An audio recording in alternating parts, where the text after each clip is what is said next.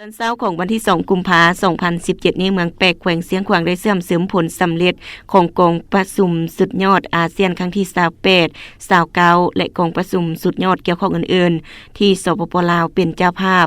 และนึกวันสากลและสัปดาห์แห่งชาติเพื่อลิบล้างความทุกข์ยากวันที่17-24ตุลา2016และปาฐกถาระลึกวันการทูตลาวครบรอบ71ปีขึ้นอย่างเป็นทางการอยู่ที่สโมสรเมืองแปกโดยภายใต้กันเป็นประธานร่วมและขึ้นเผยแพร่โดยท่านศรีวิไลแสงเจริญกรรมการพรรคแขวงเลขาพรรคเมืองเจ้าเมืองแปกและท่านคอนสมุทรบุญแพงพันธ์กรรมการพรรคแขวงหัวหน้าคณะโฆษณาอบรมแขวงเข้าร่วมรับฟังได้มีคณะประจำพรรคเมืองกรรมการพรรคเมืองมีหัวหน้าหัวหน้าห้องการพนักงานราชการนายและพลทหารนายและพลตำรวจบรรดาครูอาจารย์และเลขาคณะพรรคบาลเทศบาลเข้าร่วม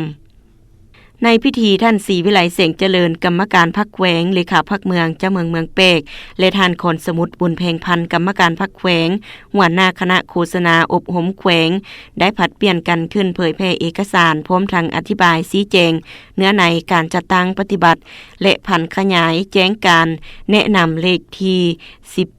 17-18ของคณะโฆษณาอบรมศูนย์กลางพรรคเกี่ยวกับเสื่อมซึมผลสำเร็จกองประชุมสุดยอดอาเซียนครั้งที่28 29และกองประชุมสุดยอดเกี่ยวข้องอื่นๆที่สปป.ลาวเป็นเจ้าภาพและนึกวันสากลและสัปดาห์แห่งชาติเพื่อลิบล้างความทุกข์ยากวันที่17-24ตุลา2016และระลึกถึงวันการทูตลาวครบรอบ71ปีเพื่อศึกษาอบรมให้แก่สมาชิกพรรคพนักงานราชการทหารตำรวจและประชาชนชั้นคนต่างๆมีความรับรู้เข้าใจอย่างลึกซึ้งประวัติความเป็นมาของวันสากลและสัปดาห์แห่งชาติเพื่อลิบล้างความทุกข์ยากเห็นได้ความสำเร็จของการแก้ไขความทุกข์ยากอยู่สปป.ลาว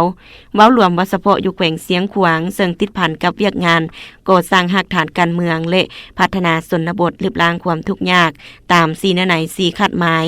และขบวนการรักษาพัฒนาและเวียกงานสร้างเข้าสู่หลวงเลิกเฮ็ดให้มีการขยายตัวในการพัฒนาเศรษฐกิจนับมือดีขึ้นเทื่อละก้าว